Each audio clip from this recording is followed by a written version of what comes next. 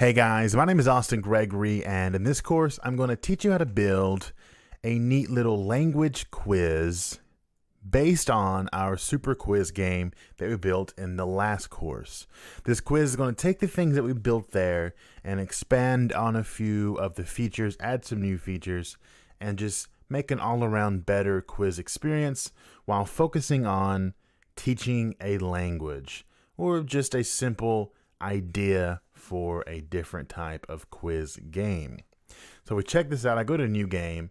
I have a button that says listen, and there's the question, what's this word? So if I were to listen to this, Automóvil.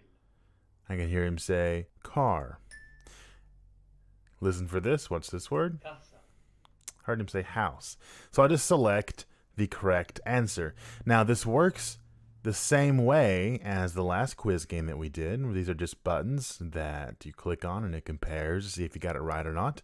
But notice there's now a sound effect. These can be images. It's laid out entirely different. It's just an entirely different game on the front end, but the back end is pretty much the same.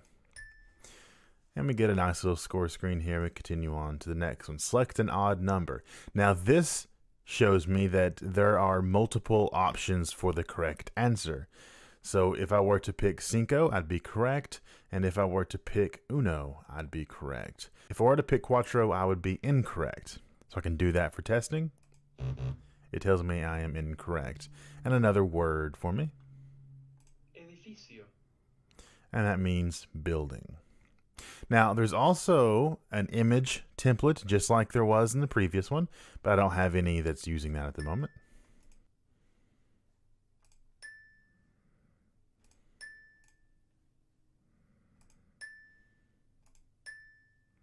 So that's what we're going to cover throughout this course, guys. My name is Austin Gregory, and I will see you in the first lesson.